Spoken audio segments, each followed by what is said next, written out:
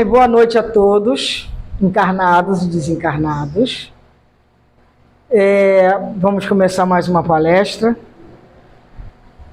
mas antes nós vamos falar sobre as nossas atividades semanais, nossos recadinhos, para desligar ou botar o microfone para vibrar.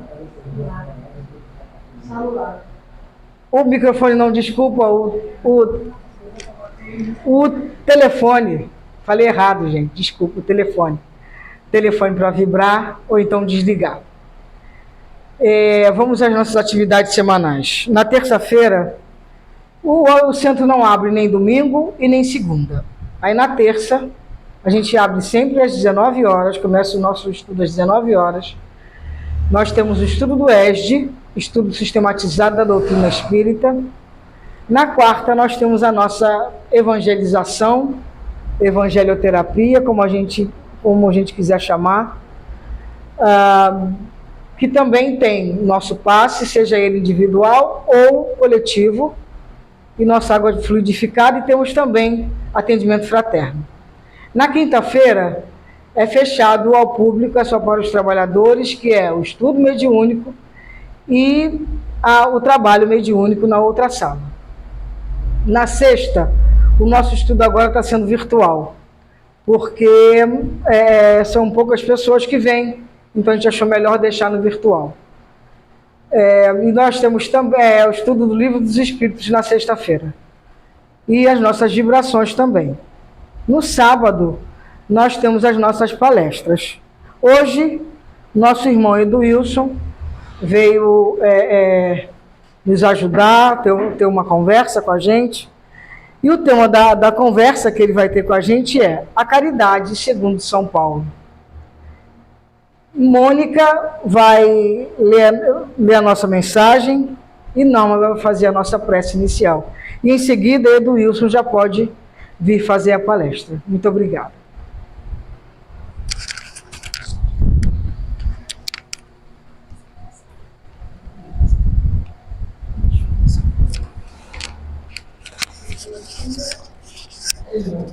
Amor e sintonia. O amor atrai tudo que estiver em sua sintonia. É de amor que a alma se nutre, o coração só descansa quando repousa em Deus, quando compreende as noções das leis de justiça, amor e caridade. Sem isso, tudo é ansiedade, buscas vazias e corações sofridos. Sem amar de verdade, fraternalmente e universalmente, não alcançaremos o equilíbrio que nos garante paz. Newton Stuck. Então, que nós possamos fechar nossos olhos, quem assim o quiser, elevar nossos pensamentos a Deus, que é Pai, a Jesus, que é nosso Mestre e Senhor, e aos amigos espirituais, mentores da Casa Luz do Caminho e mentores dessa atividade que agora iniciaremos. Que nos secundam, nos abençoam, nos protegem, nos guiam e possamos, nesse momento, abrir nossas mentes e nossos corações e nos deixar envolver por essas bênçãos de amor, de misericórdia e de proteção, que com certeza estão sendo jorradas sobre nós aqui presentes e que se estende com certeza diante dos muros físicos dessa casa. Que o Senhor nos abençoe, nos protegendo, nos iluminando e nos guiando hoje e sempre. Que assim seja.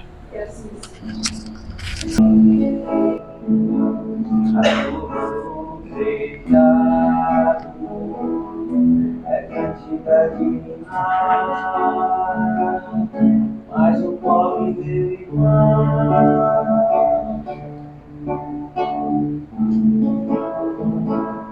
vai entrar em seu barco e faz lama pelo chão.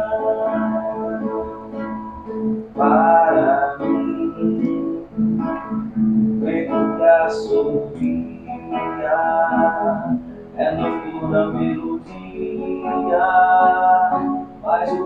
meu irmão, como vento angustiado, pois o vento ele é malvado, e meio a chuva barracão. Como posso ter sono sossegado, se o dia que passou, os meus braços eu cruzei? Como posso ser feliz se a pobre meu irmão eu fechei meu coração, meu amor eu recusei? Como posso ter sono sossegado de um dia que passou, os meus braços eu cruzei? Como posso ser feliz se ao pobre meu irmão eu fechei meu coração, meu amor eu recusei?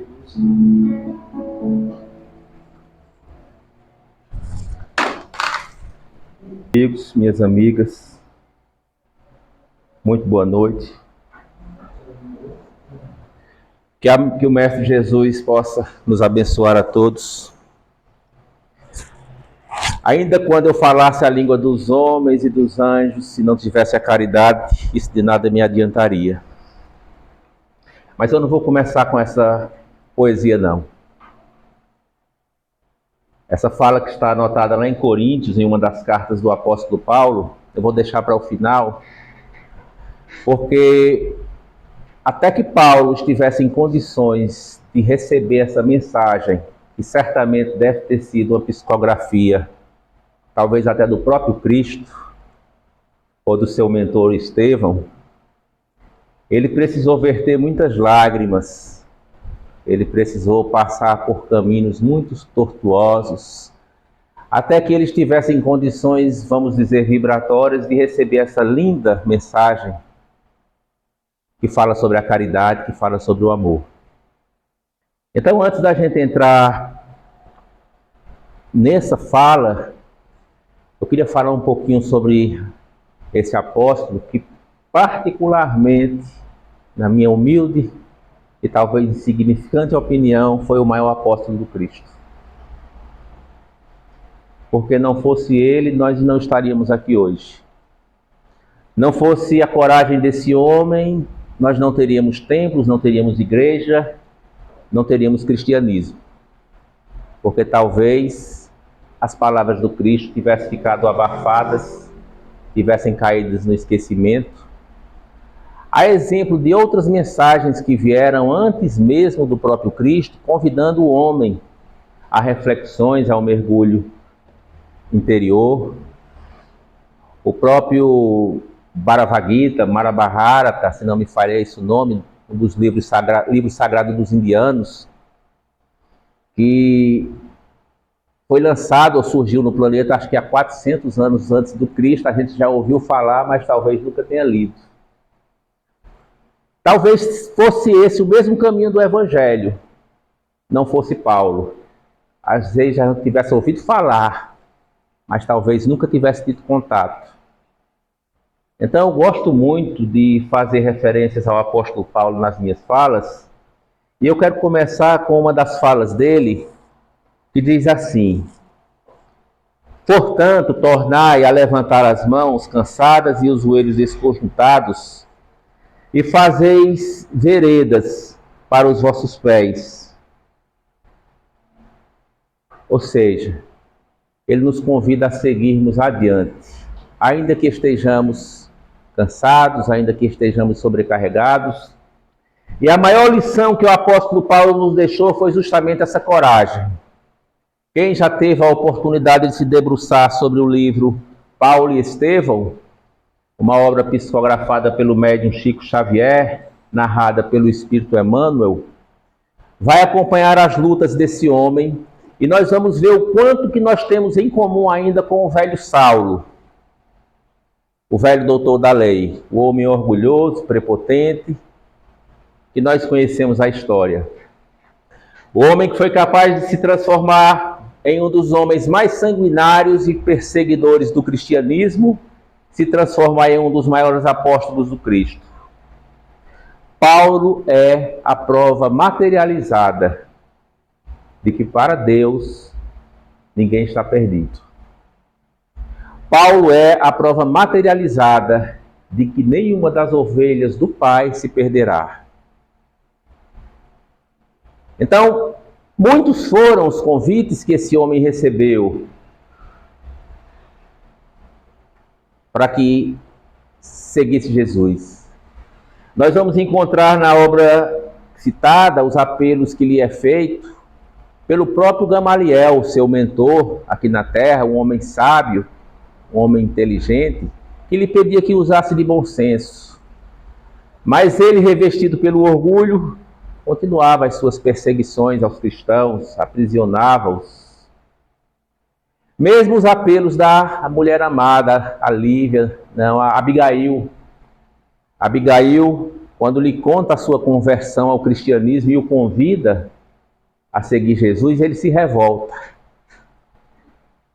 E há mais de 2000 anos que nós estamos recebendo os convites do Cristo a todo instante para o seguir.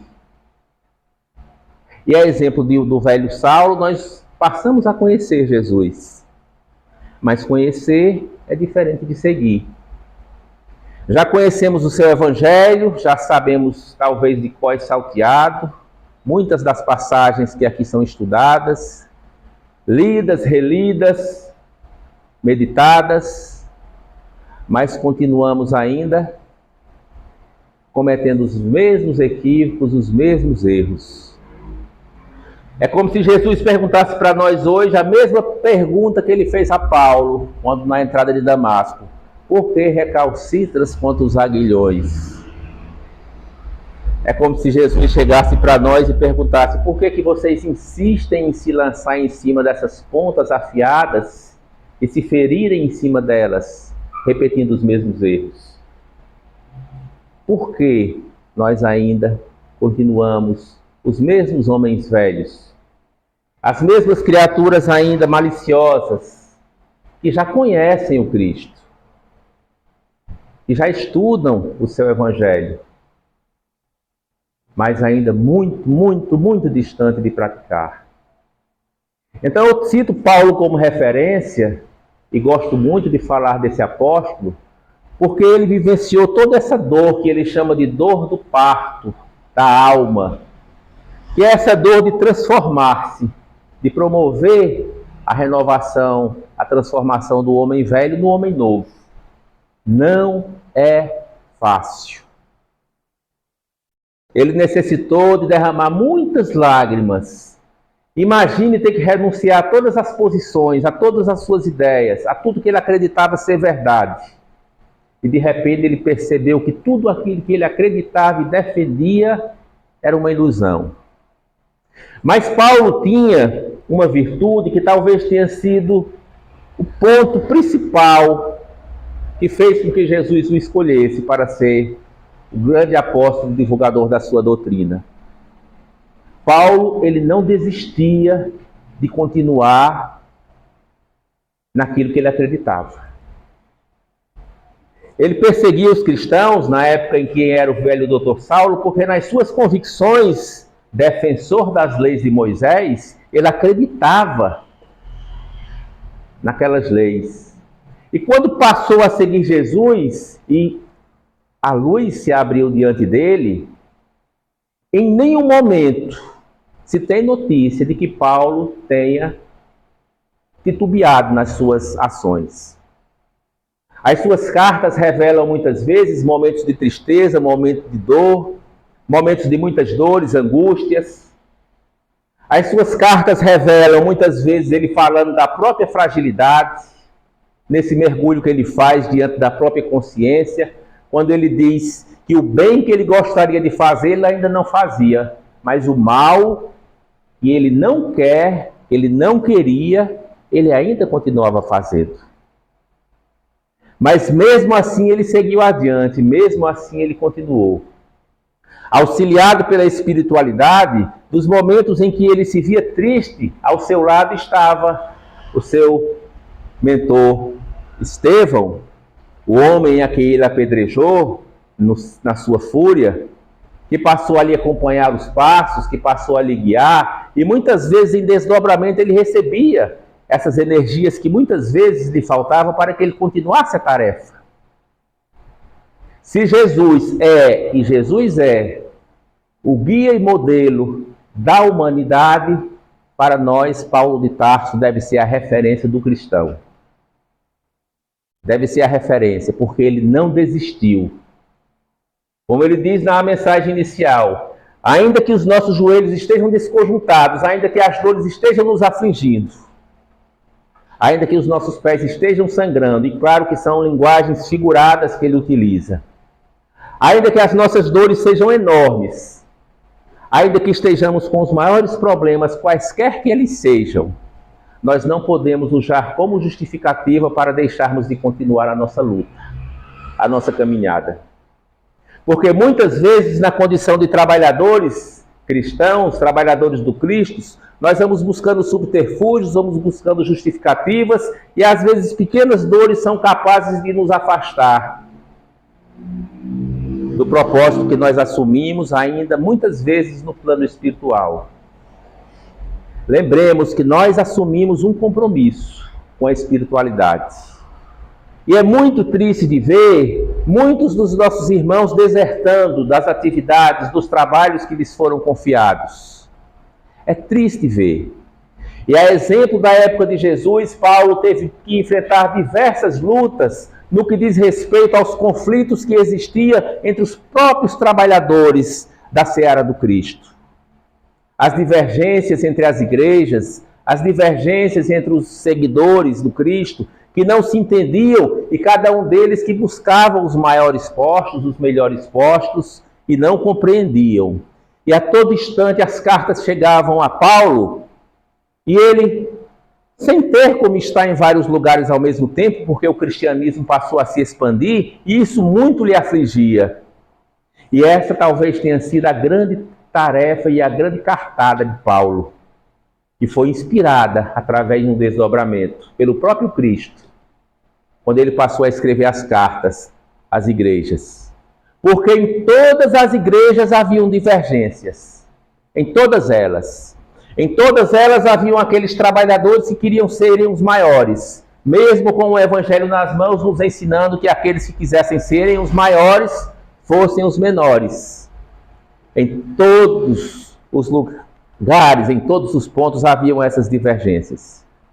Então, eu faço essa referência a Paulo no início da fala, para que a gente possa compreender essa mensagem final dele, quando ele fala que ainda que ele tivesse todo o conhecimento, e ele de fato tinha, da língua dos homens, era um homem de um cabedal de inteligência notável, um doutor da lei. Mas ao converter-se ao cristianismo, ao fazer esse mergulho dentro de si mesmo e perceber que o maior seria aquele que fosse menor, ele entendeu que de nada lhe valeria todo aquele conhecimento se ele não tivesse a caridade, se ele não tivesse o amor. Mas o que é a caridade? A caridade nós poderíamos definir como sendo a reunião de todas as virtudes do coração, todas elas. E nós sabemos que nós ainda estamos um pouquinho distante de possuirmos todas essas virtudes. Nós sabemos que a nossa luta ainda é muito grande. Nós sabemos que ainda muito precisamos caminhar. Então, nós fazemos referência mais uma vez a esse apóstolo e recomendamos que nós façamos a leitura das suas cartas para que a gente possa entender a seriedade do trabalho que nós precisamos desenvolver na casa espírita, na escola religiosa que nós fazemos parte. E toda inteligência de nada vai nos servir. De nada não vai nos adiantar nós acumularmos livros, conhecimentos, sabermos da codificação de cor, se nos relacionamentos, na nossa vida social, na nossa vida cotidiana, nós não colocarmos em prática. de nada vai nos servir. Falarmos a língua dos homens e dos anjos, se não tivermos a caridade. Ele continua falando que a caridade é paciente, que a caridade sabe esperar. E onde está a nossa paciência? Onde está a nossa condição de saber esperar o tempo do outro, de saber esperar o tempo de Deus? Então são essas, basicamente, as reflexões que nós trazemos para a noite de hoje, porque é muito bonito e muito inspirador a gente fazer a leitura desse trecho, que está lá em Coríntios, mesmo que eu falasse a língua dos homens e dos anjos e não tiver a caridade, isso de nada nos valerá, de nada nos servirá. Porque nós, como espíritas que estudamos a doutrina já há algum tempo, sabemos, temos pleno conhecimento e sabemos que seremos recebidos no plano espiritual não pelo nosso cabedal de conhecimentos, não por ocuparmos a tribuna da casa espírita, não por ocuparmos os primeiros postos, mas seremos recebidos no plano espiritual pela pureza dos nossos corações. Pelo que de fato importa. Não que façamos nós essa reflexão na noite de hoje sobre as nossas atitudes, sobre os nossos atos, e vejamos se nós realmente estamos agindo como verdadeiros cristãos. Porque Paulo de Tarso, apesar da sua conversão ao Cristo, ele continuou lutando até o final da vida para vencer as más tendências. Porque a questão não é santificar-se, que nós sabemos que nós não vamos nos santificar da noite para o dia. Mas será que nós vamos permanecer uma encarnação inteira? Uma encarnação inteira com esse mesmo papo, com essa mesma conversa de reforma íntima e a gente não consegue mudar, não consegue reformar? Nós vamos continuar até quando? Nos tratando com indiferença. Nós vamos continuar até quando? Irmãos da mesma seara. Lembremos que ele, Paulo de Tarso, com essas reflexões que fez, ele caminhou. E durante toda a sua existência, nessa longa caminhada como cristão e divulgador do Evangelho, ele também tinha suas divergências pessoais com Tiago. Eles não se toleravam, eles não se suportavam. Então vejam o quanto é difícil.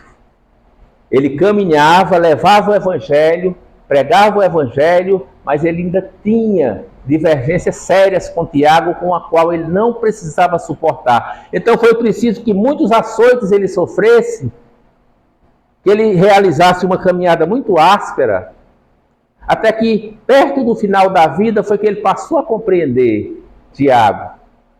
E eles se entenderam, já no finalzinho da caminhada deles, porque ele tinha consciência que não poderia voltar para o plano espiritual, carregando consigo na alma essa divergência, esse mal-querer com uma pessoa simplesmente que pensava, tinha uma forma, um jeito diferente de pensar.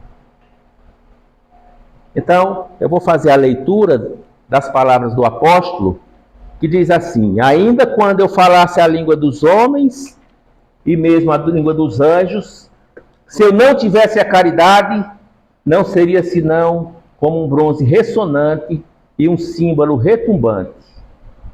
E quando eu tivesse o dom da profecia, penetrasse todos os mistérios e tivesse uma perfeita ciência de todas as coisas, quando não tivesse toda a fé possível, até transmontar as montanhas, se eu não tiver a caridade, eu nada seria. Ainda que eu tenha a mediunidade, seja ela qual for, a capacidade de auxiliar as pessoas pela mediunidade, ainda que eu consiga prever o futuro, promover curas, aplicar passes, curar as pessoas, se eu não tiver a caridade para com essas pessoas, isso de nada me serve.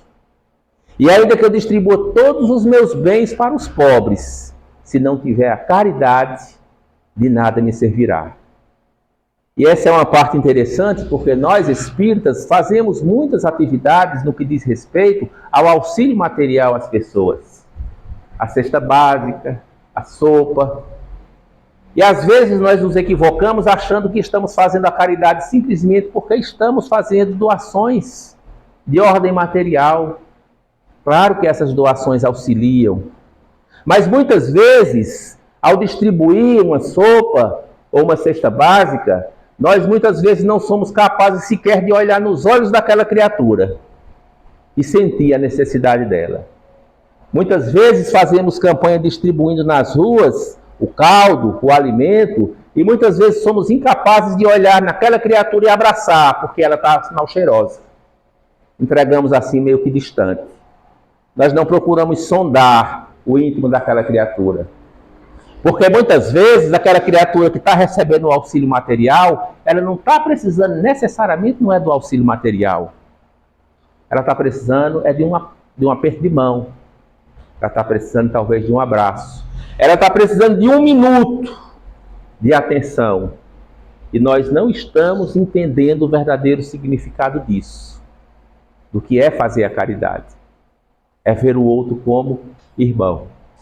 Nesses trabalhos assistenciais, que nós já tivemos a oportunidade de fazer, eu me recordo, e lá no bairro do Socorro, nós reuníamos o grupo, e lá no finalzinho ficavam várias pessoas, vários pedintes ali na beira da calçada, alguns inclusive usuários de drogas, outros que utilizavam a bebida alcoólica, e nós nos reuníamos ali como ponto final para fazer a entrega daquela sopa, e tinha um deles que dizia assim: eu só quero um passe.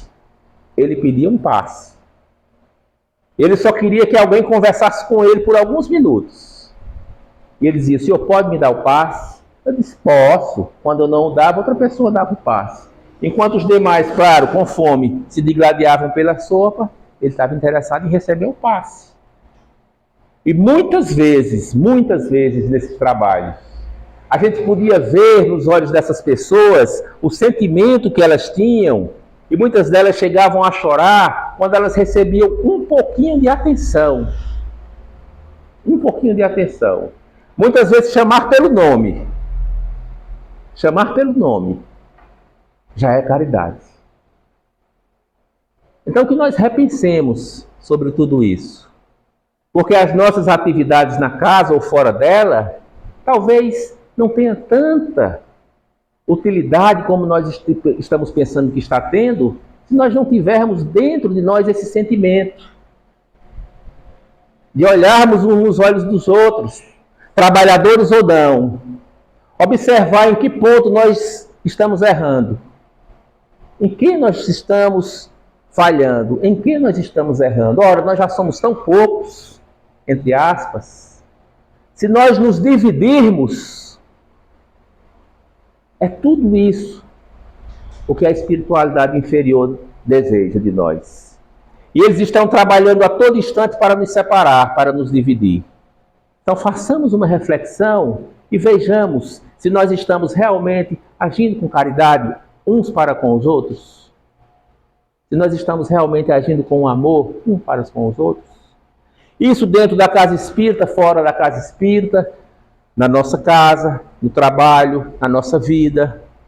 É essa a grande luta, é esse o grande desafio que Paulo entendeu.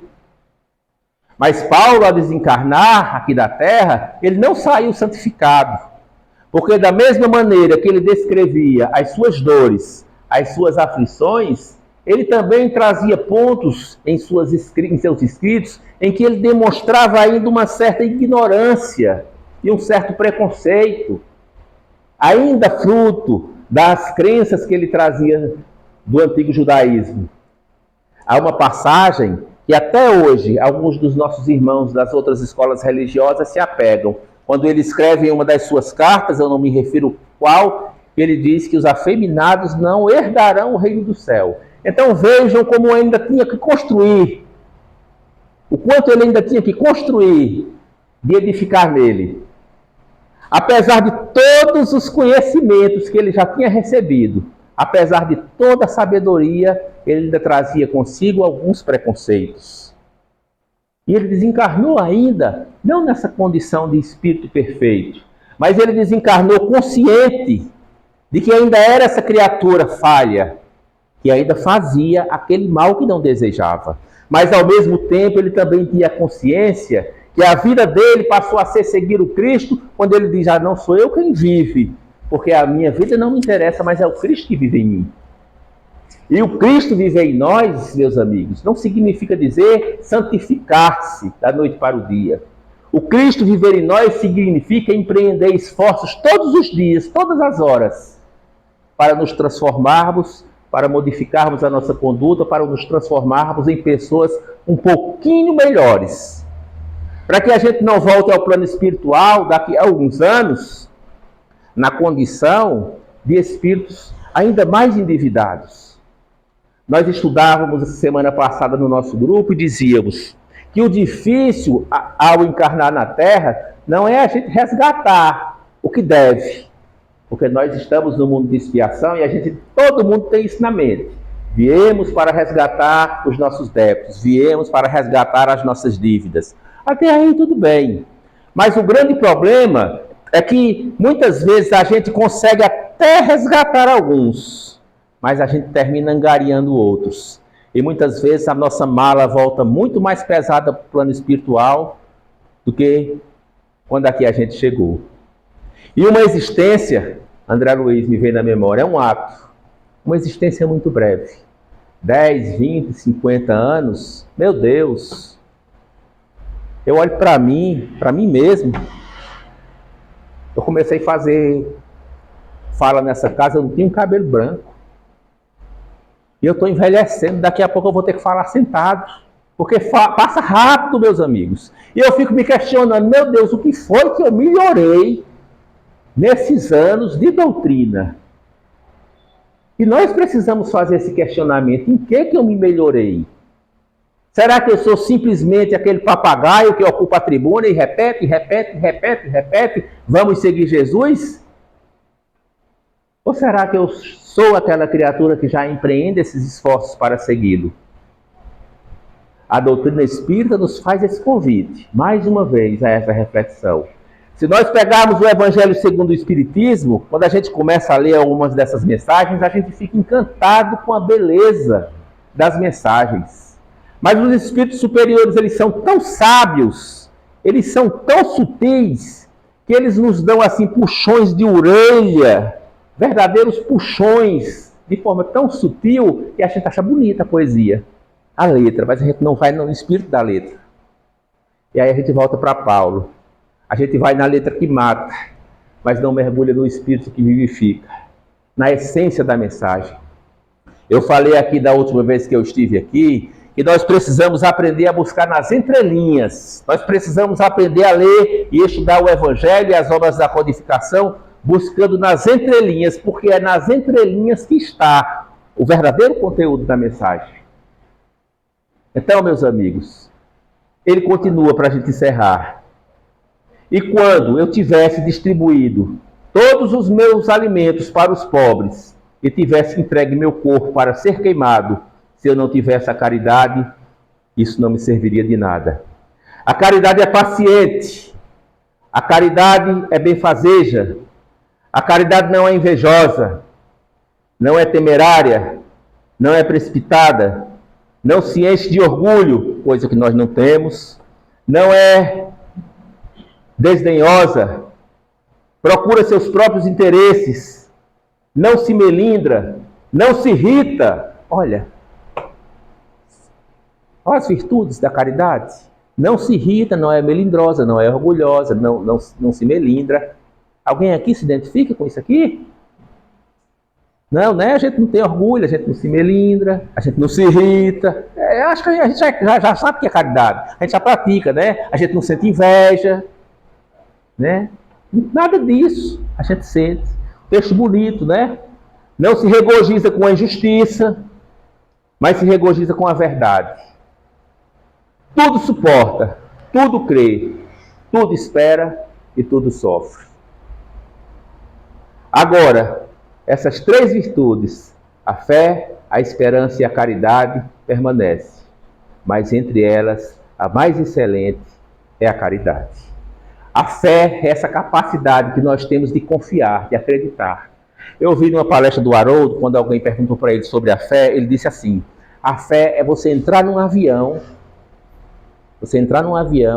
e entregar sua vida na mão de um piloto que você nem conhece, de uma pessoa que você nem conhece.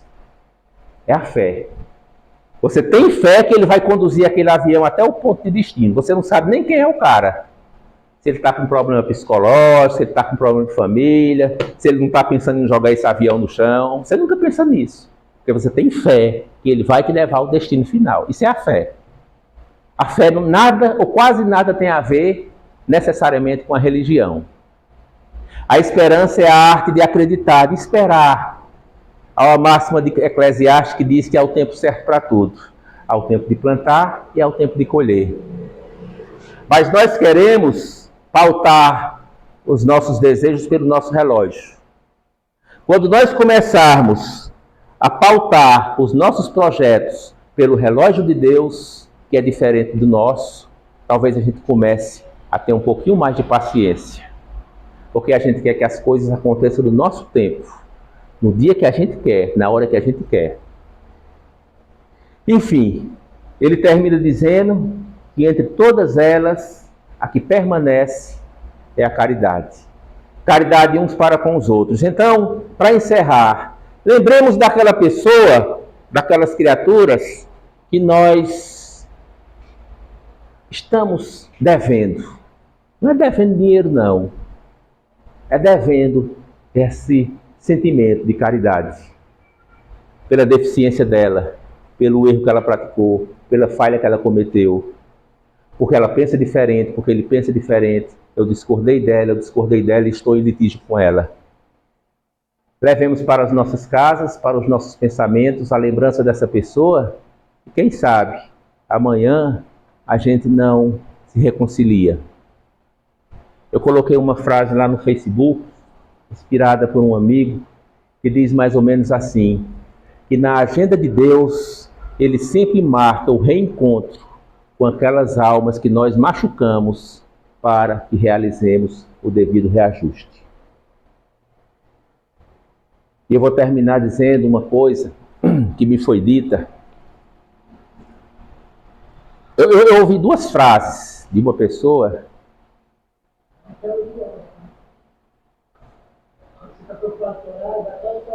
Eu não vou ter conteúdo para ir. Meu conteúdo é pequeno.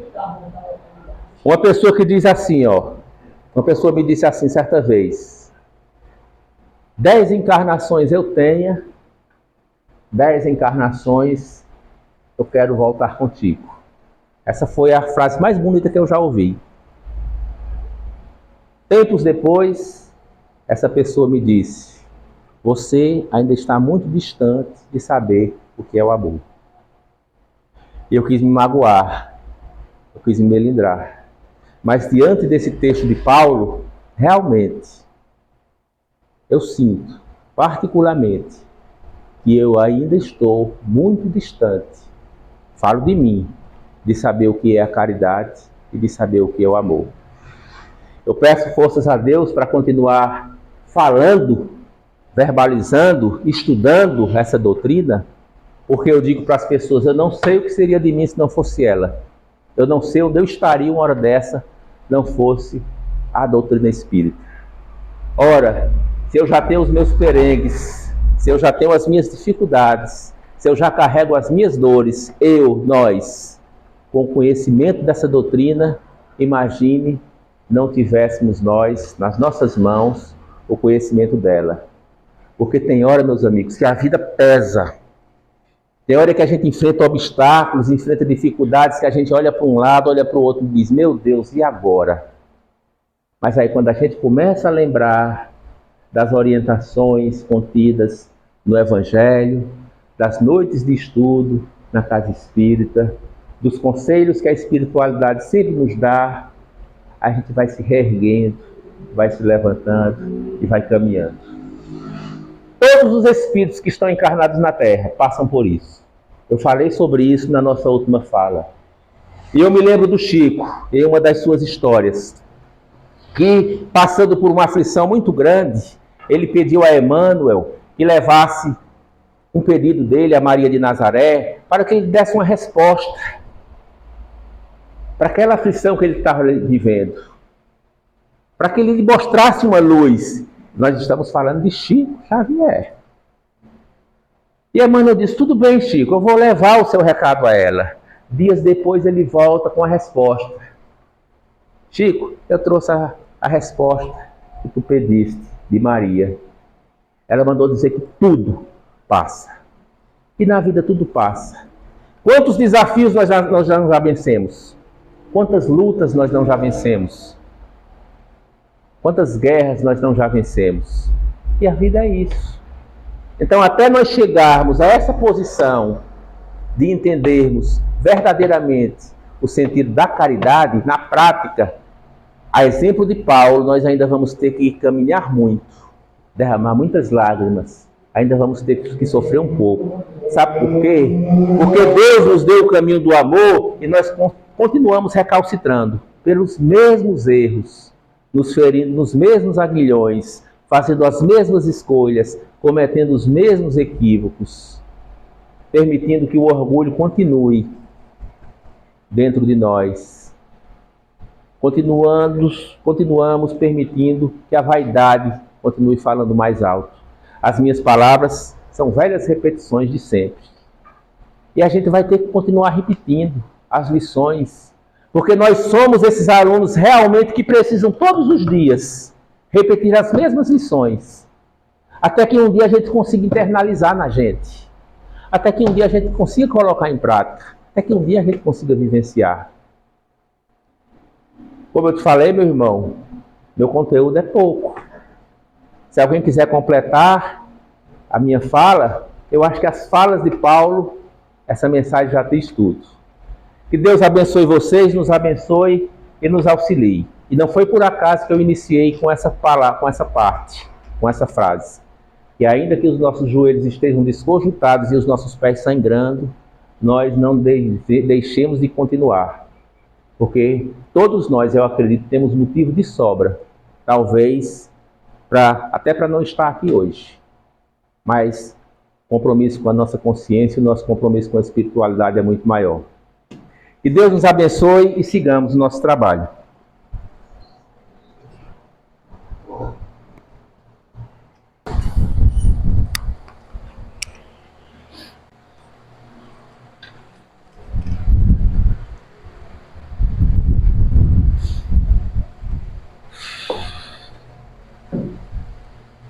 Só para avisar que eu não vou ficar aqui até 8 horas, não. Fica. Fico não.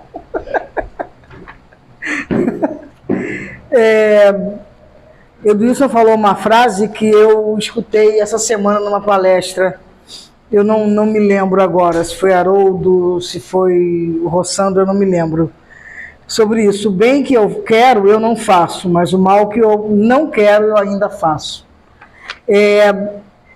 Eu estou falando eu anotei essa frase aqui, porque eu digo Sandra, falo muito isso para mim. Porque eu não posso dar exemplo de ninguém, eu tenho que dar exemplo meu, né? Nessa hora aqui, eu falo muito isso para mim. Eu acho que a gente tem que se policiar cada dia, e a gente sabe que temos que nos policiar mais ainda dentro da nossa casa.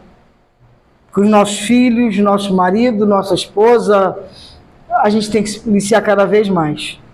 Então, vamos levar para nossa casa o bem que eu quero, eu não faço, mas o mal que eu ainda quero, o mal que eu não quero, eu ainda faço.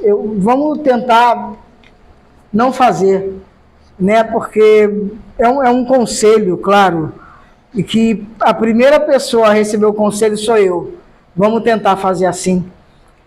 A gente agradece ao Edilson pela palestra, pelas falas. E agora vamos pedir para o Felipe cantar uma música. Aí depois, Edilson faz a nossa prece final. Muito obrigada, gente.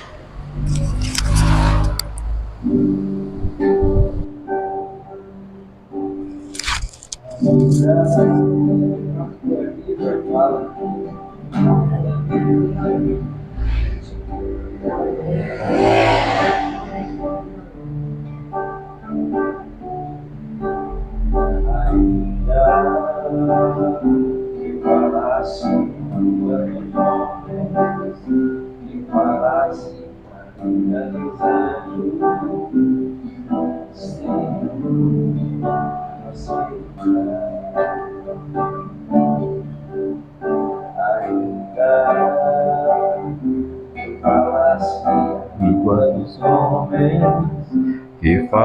falasse a língua dos anjos, sem amor nada seria.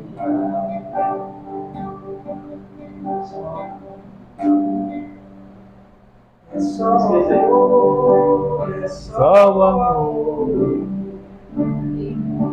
Se é verdade, o amor é bom. Não quero Não se fizer. se vai descer. Eu estar se preso por vontade.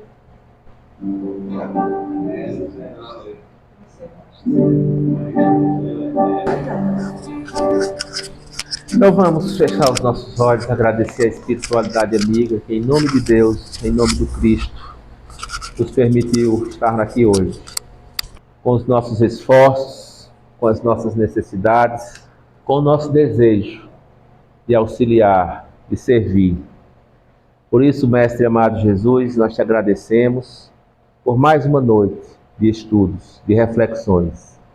Que nós possamos olhar para dentro de nós mesmos e identificarmos o homem velho que ainda existe em nós e possamos transformá-lo com as tuas lições nesse homem novo que tu espera que sejamos. Que assim seja.